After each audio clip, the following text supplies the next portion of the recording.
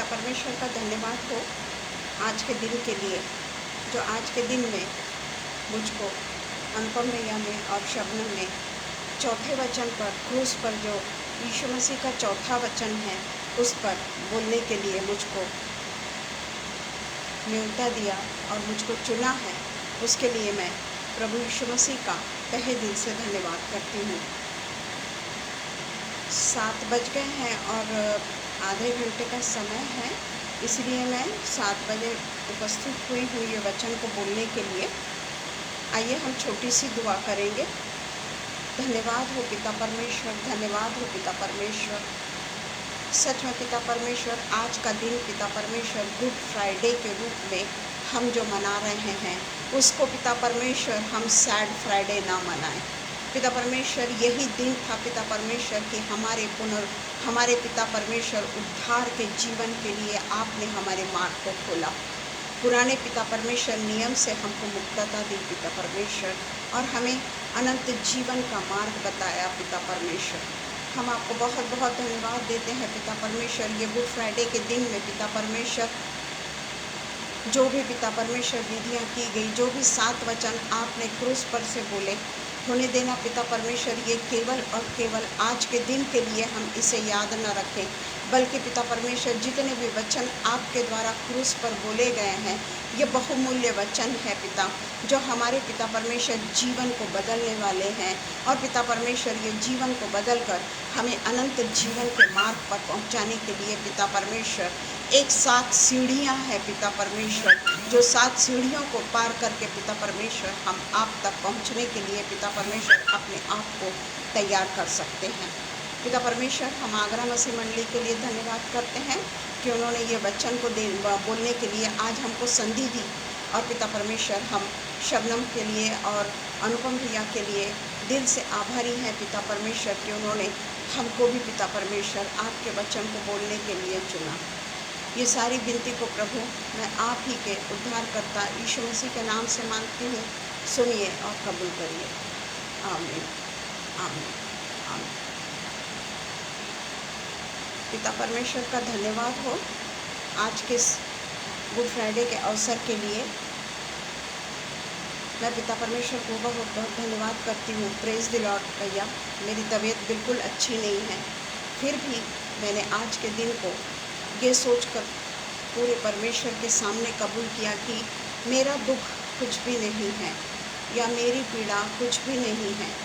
जो आज के दिन पिता परमेश्वर ने जो पीड़ाओं को सहा, उसमें मेरी पीड़ा बहुत छोटी सी है। मैं आज पिता परमेश्वर ने जो क्रूस पर चौथा वचन कहा यीशु मसीह ने, हे मेरे परमेश्वर, हे मेरे परमेश्वर, तूने मुझे क्यों छोड़ दिया, उस वचन के ऊपर आज हम मनन करने जा रहे हैं। आज का वचन मत्ती 27:46 में हम पढ़ेंगे। सबसे पहले हम उस वचन को पढ़ेंगे, मत्ती 27 का 46वां वचन। तीसरे पहर के निकट यीशु ने बड़े शब्द से पुकार कर कहा, एली एली लामा शबक्तनी, अर्थात हे मेरे परमेश्वर, हे मेरे परमेश्वर, तूने मुझे क्यों छोड़ दिया। ये जो तीसरे पहर का शुद्ध शब्द है, ये 6 घंटे तक यीशु मसीह ने जो क्रूस पर अपनी अनगिनत पीड़ाओं को सहा, उसमें से ये तीसरे पहर का शब्द है। और उसके बाद में हम देखते हैं कि 2 वचन उसके बाद में उनका यीशु मसीह को मृत्यु हुई। हम अच्छे से जानते हैं कि गुड फ्राइडे का दिन ये कोई सैड फ्राइडे नहीं है, यह हमारे लिए सचमुच में एक उत्तम पवित्र शुक्रवार है। उसके लिए हम इसकी जो भविष्यवाणी हुई है उसके बारे में हम पढ़ेंगे। इसकी भविष्यवाणी हमको मिलती है भजन संहिता 22, भजन संहिता 22 में हम इसकी भविष्यवाणियों के बारे में पढ़ेंगे। एक्चुअली देखा जाए ना तो भजन संहिता 22 का 15 से लेकर अगर आप 21 तक पढ़ेंगे तो इसमें यीशु मसीह को किस तरीके से क्रूस पर बलिदान करना होगा, क्रूस पर उन्हें किस किस तरीके की यातनाओं को सहना होगा, इसके बारे में दाऊद राजा ने हमको बहुत ही अच्छे से पहले से ही बता दिया है भजन संहिता 22 के 15 से 21 में। परंतु आज हमारे पास में समय के अभाव के कारण हम केवल और केवल भजन संहिता 1 पढ़ेंगे। इसमें दाऊद राजा कहता है, हे मेरे परमेश्वर, हे मेरे परमेश्वर, तूने मुझे क्यों छोड़ दिया? तू मेरी पुकार से और मेरी सहायता करने से क्यों दूर रहता है? मेरा उद्धार कहाँ है?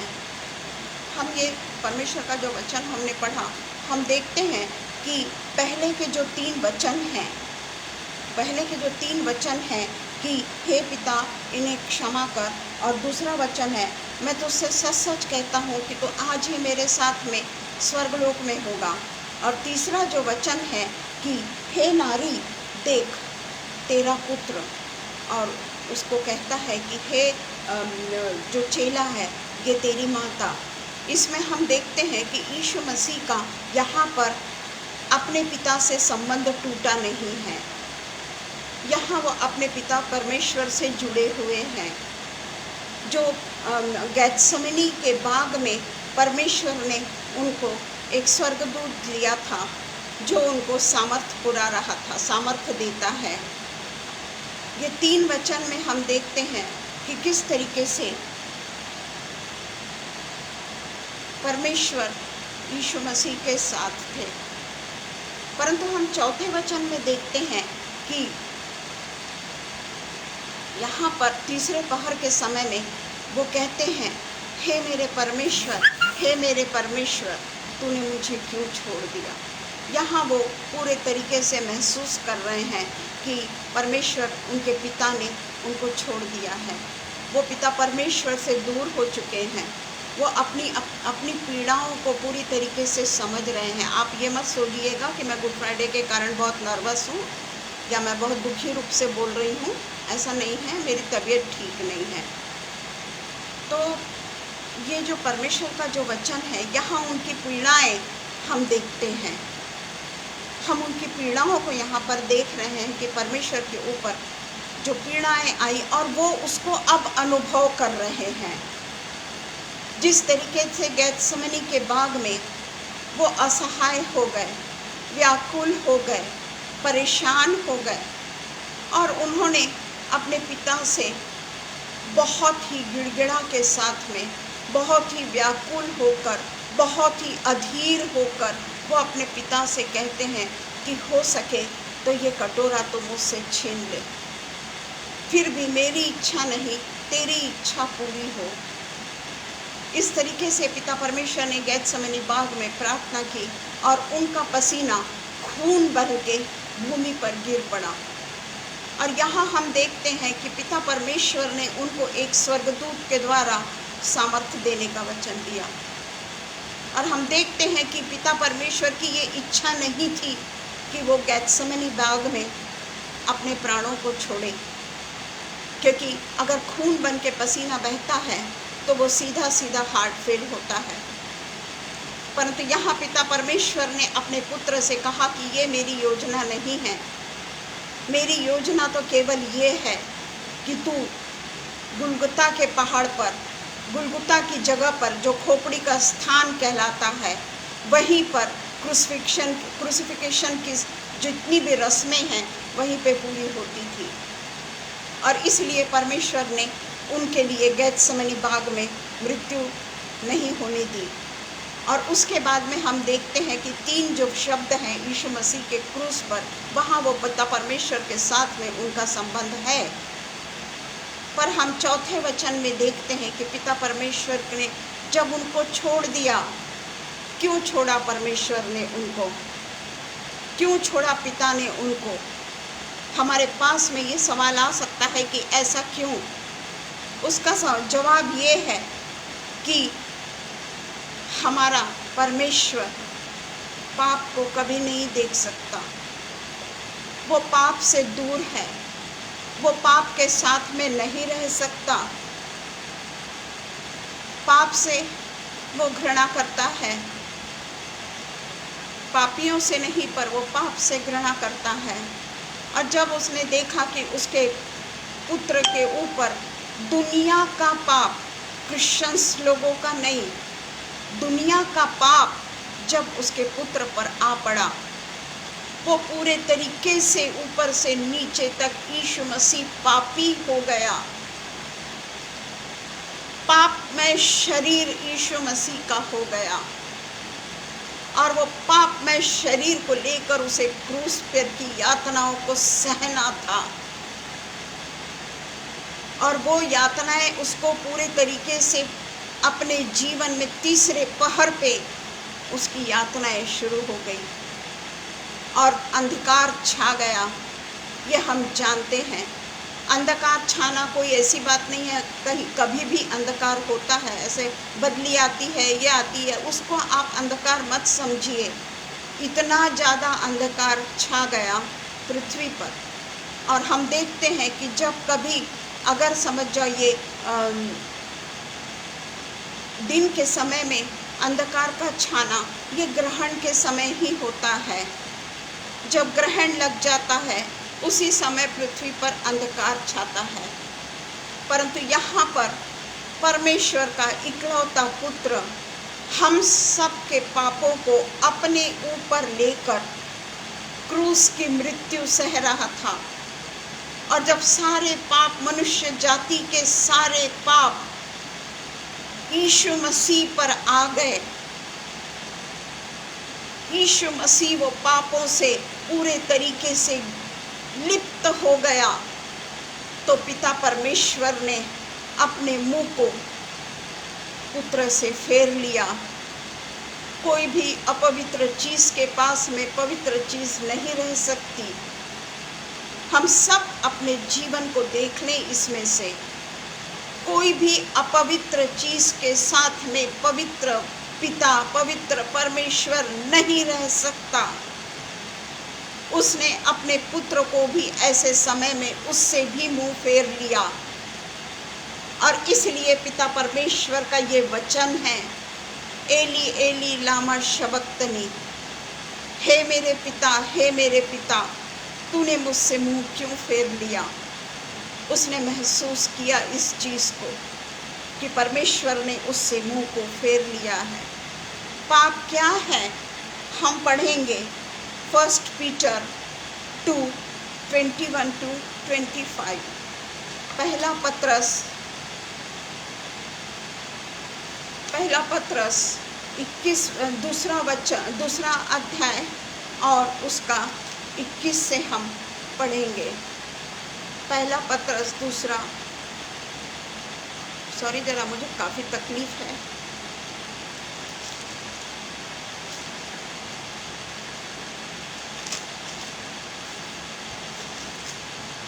दूसरा अध्याय 21 से लेकर हम 25 तक पढ़ेंगे। उसमें कहा गया है, इसमें मैं पाप के बारे में बताऊंगी कि पाप क्या है। उसको डिस्क्राइब तो मैं नहीं कर पाऊंगी समय के कमी के कारण, पर आप लोग सब पाप क्या है ये समझ लीजिए। मुझे भी समझना है, क्योंकि धर्म के मार्ग को न जानना, धर्म के मार्ग का न जानना ही उनके लिए थी। यह पढ़ना है मुझको 1 पीटर 2 का 21वां। 1 पीटर 2 का 21 कहता है, और तुम इसी के लिए बुलाए भी गए हो। हम सब के लिए कहा है, तुम इसी के लिए बुलाए भी गए हो क्योंकि मसीह भी तुम्हारे लिए दुख उठाकर तुम्हें एक आदर्श दे गया है कि तुम भी उसके पद चिन्हों पर चलो। ना तो उसने पाप किया और ना उसके मुंह से छल की कोई बात निकली, ना ही उसने कोई गलत बात उसके मुंह से निकली। वह गाली सुनकर गाली नहीं देता था और दुख उठाकर किसी को भी धमकी नहीं देता था, पर अपने आप को सच्चे न्यायी के हाथ में सौंप देता था। और यही काम उसने कलवरी पर भी किया। उसने किसी का विरोध नहीं किया, उसने पिलातुस का भी विरोध नहीं किया। उसे जो झापड़ मार रहे थे, उसे जो कांटों का ताज पहना रहे थे, उसकी बेइज्जती कर रहे थे, उसके कपड़े फाड़ रहे थे, उसके पहले उसने जितने भी क्रूस पर छिली हुई पीठ कहना बहुत कम होएगा। हम उसका यशायाह 53 में जानते हैं कि किस तरीके से हलवाई की जिस तरीके से पीठ होती है, वो वर्णन हम अच्छे से जानते हैं। वैसी पीठ पर जो पूरे बदन का मांस नोच लिया गया था, वैसी पीठ पर उसको अपना खुद का क्रूस उठाना पड़ा। उस समय भी उसने उफ तक नहीं की, उसने गाली नहीं दी, उसने जो उसको सता रहे थे उनको उल्टा नहीं बोला। ये सब मैं इसलिए बता रही हूँ क्योंकि हमको भी ऐसे ही करना है। ये पापों के कारण जो हम ये पाप करते हैं, उस पापों के कारण ही यीशु मसीह को अपना बलिदान क्रूस पर करना पड़ा और उसके पिता ने उससे मुंह को मोड़ लिया। जब ये पाप हम करते हैं, क्या हमारा पिता हमसे खुश होगा? क्या हमारा पिता हमको बहुत ज़्यादा पुरस्कार देगा? जब वो अपने पुत्र से आँखों को फेर सकता है। और फिर भी आज भी हमारा यीशु मसीह उसके सामने, अपने पिता के सामने कटोरा लेकर उससे विनती कर रहा है कि हे मेरे पिता, इन्हें तो क्षमा कर। वो आज भी हमारे लिए क्षमा मांग रहा है। वो आज भी हमारे लिए परमेश्वर के सामने खड़ा होकर हम लोगों के लिए दुहाई दे रहा है। ये सब बातों को हमको याद रखना है। सिर्फ गुड फ्राइडे के दिन दुख मनाने से, गुड फ्राइडे के दिन उपवास करने से या गुड फ्राइडे के दिन परमेश्वर के वचन को सुनने के लिए परमेश्वर के भवन में जाने से कुछ नहीं होता प्रियो। इसलिए मैं आपको पाप क्या है इसके बारे में मैंने बताई, और मसीह जो नहीं करता था उसको भी एक आदर्श के रूप में हमको अपने जीवन में निभाना है। एक हमारे लिए वो आदर्श है। क्रूस की मृत्यु कोई खेल नहीं है, क्रूस की मृत्यु कोई मजाक नहीं है, क्रूस की मृत्यु कोई एक हादसा नहीं है, क्रूस की मृत्यु एक कहानी नहीं है। ये सच की घटना है। और ये ऐसा समय जब चौथा वचन कहा गया, उस समय हम यीशु मसीह के पीड़ाओं को अपने शरीर पर महसूस करके तो देखें। क्या हम उन पीड़ाओं को महसूस कर सकते हैं? क्या हम उन पीड़ाओं को सह सकते हैं? हमें अगर छोटा सा कांटा भी चुभ जाता है, हम उफ कर उठते हैं। यहाँ पर पिता परमेश्वर ने अपने पुत्र को छोड़ दिया है और पिता परमेश्वर पूरे तरीके से यीशु मसीह को अकेला कर चुके हैं। और इस तरीके से हम देखते हैं कि हमारे जीवन में हम क्या करने वाले हैं। हमारा जीवन, हमने कई बार गुड फ्राइडे मना लिया, कई बार हमने 7 वाणियाँ पढ़ ली, कई बार हमने 7 वाणियों पर बोल दिया, पर क्या हुआ? हमारा जीवन क्या है? क्या आज हम अपने अपराधियों को क्षमा करते हैं? क्या हम पाप से मुंह फेर लिए हैं? क्या हमसे एक भी पाप नहीं होता? ये हम सबको आज, खासकर गुड फ्राइडे के दिन नहीं पर हमेशा हमें ये बात को सोचना है कि हम कहाँ पर खड़े हैं। हम क्या, किस तरीके से अपने आप को सुधार सके हैं। क्या हम में एक भी पाप नहीं? क्या हम लोगों के साथ में जो व्यवहार करते हैं वो एक के साथ में एक और दूसरे के साथ में अच्छा व्यवहार करते हैं? क्या हम पैसा देकर लोगों के लिए अपनी इच्छाओं को बदलते हैं? ये पाप है। जिस तरीके से इसकी भविष्यवाणी हबक्कू 1:13 में हो चुकी है, हबक्कू 1:13 मैं पढ़ूंगी। तेरी आंखें ऐसी शुद्ध है कि तू बुराई को देख ही नहीं सकता। देखिए, हर एक चीज़ हम अपने पे लें। कि हम सच में बुरे हैं क्या? क्योंकि पिता परमेश्वर का वचन कहता है कि तेरी आंखें ऐसी शुद्ध है कि तू बुराई को देख ही नहीं सकता और उत्पात को देखकर चुप नहीं रह सकता। फिर तू विश्वासघातियों को क्यों देखता है? और जब दुष्ट निर्दोष को निगल जाता है तब तू क्यों चुप रहता है? कौन था निर्दोष? कौन था निर्दोष? जो सूली पे चढ़ा वो निर्दोष था, वो पाप रहित था, उसको पाप से कोई सरोकार नहीं था, वो निर्दोष मेमना था जो हमारे पापों के कारण, हमारी दुष्टता के कारण, हमारे विश्वासघात के कारण वो क्रूस पर लटका। और चौथे वचन में पिता ने उसका साथ छोड़ दिया। उसका दुख देखिए, उसकी पीड़ा देखिए, उसके मर्म को देखिए कि वो कहता है इतने दुख के साथ में, पीड़ा के साथ में, जो मैं आपको बता नहीं सकती, मैं बता ही नहीं। पिता परमेश्वर ने जब अपने बेटे को छोड़ दिया, उसके मुंह से निकला, प्रेज द लॉर्ड एंजेलिना, उसके मुंह से निकला, एली एली लामा शबक्तनी, हे मेरे पिता, हे मेरे पिता, तूने मुझे क्यों छोड़ दिया? पहले के 3 वचनों में उसने ये शब्द नहीं कहा। हमारे पापों को जब उसने अपने ऊपर ले लिया, हर एक के पाप उसके शरीर पर आ गए, तब पवित्र आत्मा ने, पवित्र परमेश्वर ने, जो पाप को देख नहीं सकता, अपने मुंह को फेर लिया। मैं ये बात 10 बार इसलिए रिपीट कर रही हूँ कि उसके मर्म को समझिए आप लोग, उसके दुख को समझिए आप लोग, वो अंधकार को समझिए आप लोग कि वो ज्योति जा चुकी है। परमेश्वर जो ज्योति था, यीशु मसीह जो ज्योति था, वो ज्योति जा चुकी है, इसलिए वो अंधकार हो गया वहाँ पर। हम इस बात को बहुत ही आसानी से ले लेते हैं कि आज हम सिर्फ 3 बजे तक चर्च चले गए और वहाँ जाकर परमेश्वर के लिए रो लिए, खूब आंसू बहा लिए कि पिता परमेश्वर की मृत्यु ऐसे ऐसे हुई। क्यों हुई? क्यों हुई? उस चीज़ को क्या हम समझ सके? उस चीज़ को क्या हम परख सके?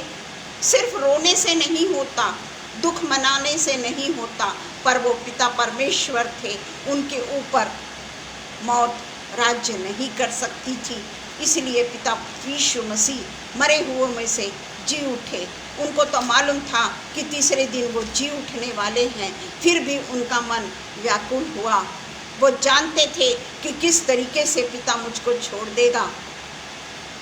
हम पढ़ेंगे 1 यूहन्ना 3:4-9, 1 जॉन 3:4-9। जो कोई बहुत ही मन लगाकर वचन को सुनिए कि हमको ये काम नहीं करना है, इंक्लूडिंग मी, खासकर मैं। जो कोई पाप करता है वह व्यवस्था का विरोध करता है, और पाप तो व्यवस्था का विरोध है। तुम जानते हो कि वह इसलिए प्रकट हुआ कि पापों को हर ले जाए, और उसके स्वभाव में पाप नहीं। जो कोई उसमें बना रहता है वह पाप नहीं करता। जो कोई पाप करता है उसने ना तो उसे देखा है और ना उसको जाना है। हे बालकों, किसी के भरमाने में न आना। जो धर्म के काम करता है वही उसके समान धर्मी है। जो कोई पाप करता है वह शैतान की ओर से है, शैतान की ओर से करता आया है।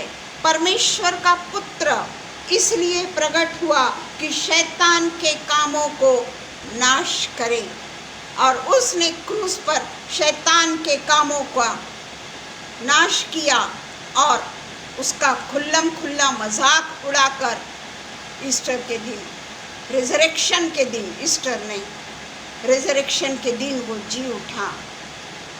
तो क्या हम आज क्या सोचें, हम ये जो हमने जो पढ़ा, क्या उसमें से हम, सॉरी मुझे फ़ोन आ रहा है, किसके भागीदारी बनना चाहते हैं हम?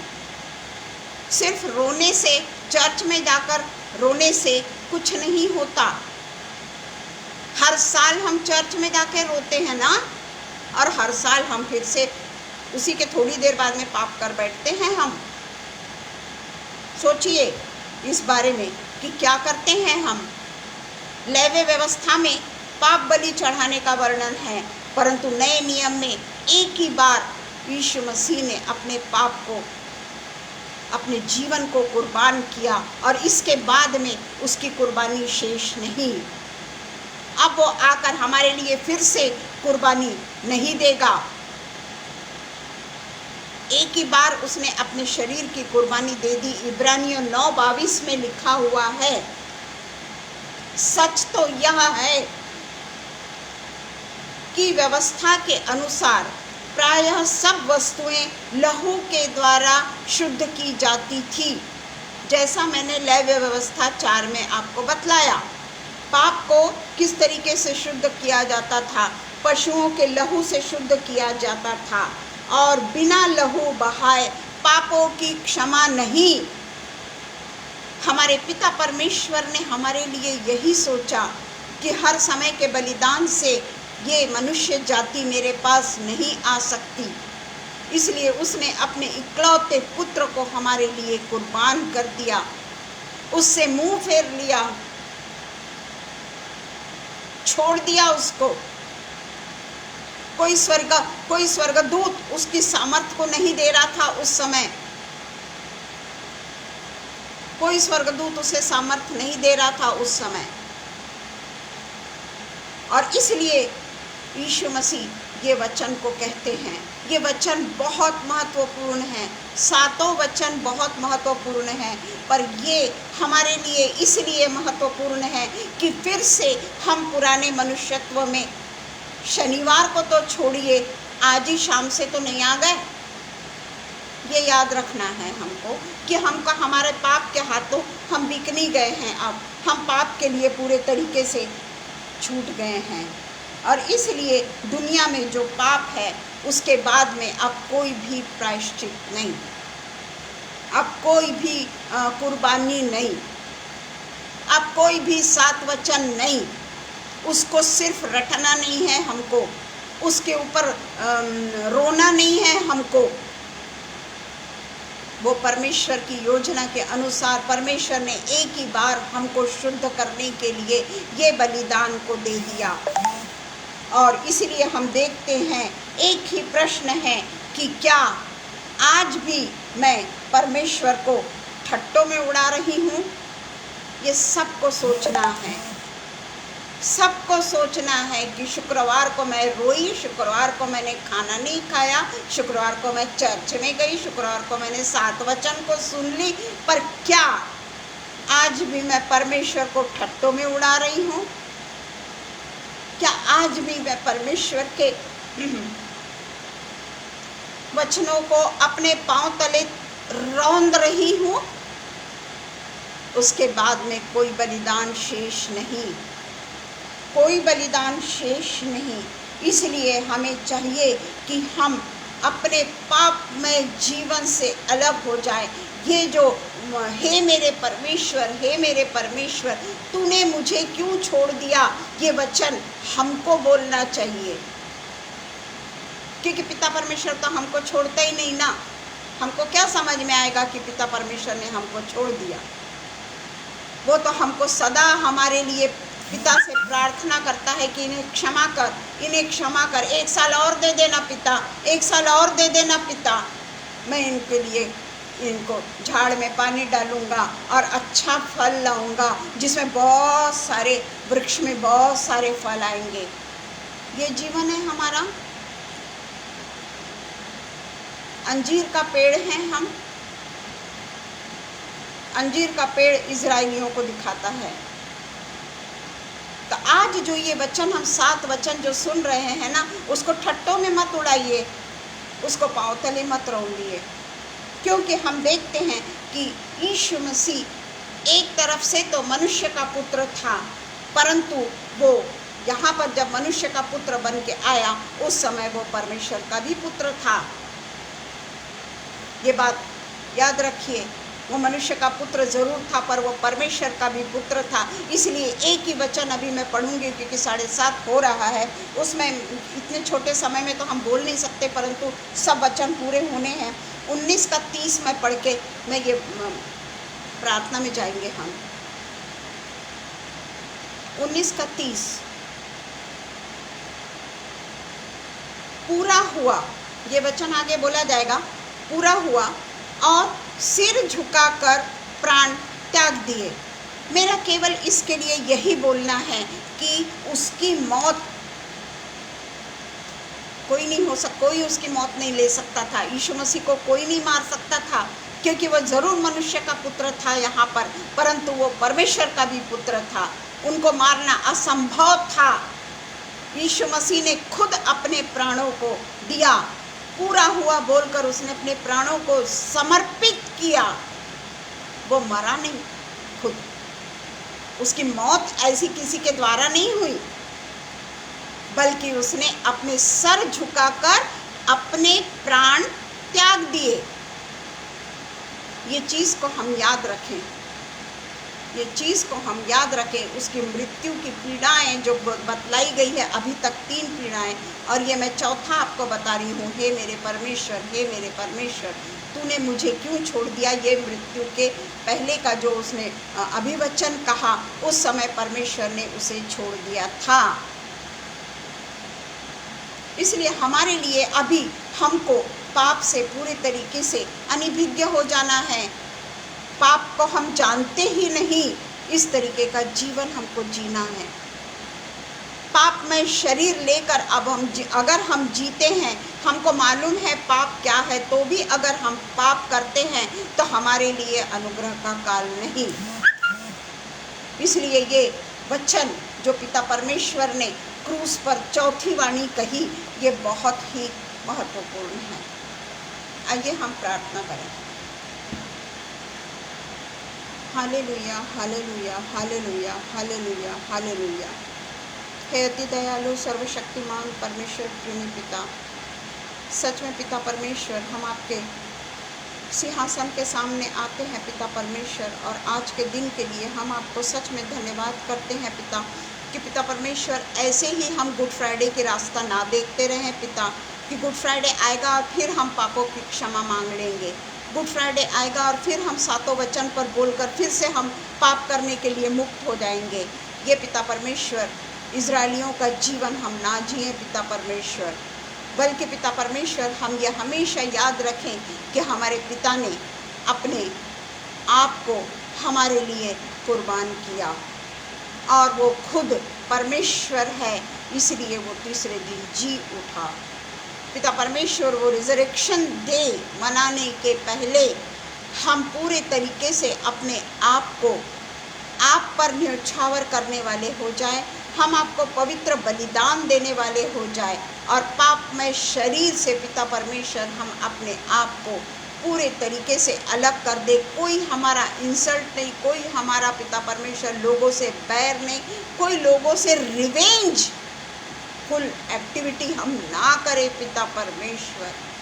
ये मैं आपसे प्रार्थना करती हूँ पिता, और मैं आगरा मसीह मंडली को बहुत बहुत धन्यवाद करती हूँ पिता, कि उन्होंने मुझे ये फिर से अवसर दिया कि ये वचन पर मैं बोल सकूँ पिता। पिता परमेश्वर, अनुपम भैया और शबनम को मैं बहुत तहे दिल से धन्यवाद देती हूँ, और जितने भी यहाँ पर वचन सुनने के लिए हैं पिता परमेश्वर, उनको सबको पिता परमेश्वर आप अपने आशीषों से माला माल करिए पिता परमेश्वर, और ऑफलाइन जो सुनेंगे उनको भी पिता परमेश्वर ये वचनों के द्वारा हरेक की आंखों को खोलिए पिता परमेश्वर। यीशु मसीह के पवित्र नाम से मांगते हैं, सुनिए और कबूल करिए। आमीन।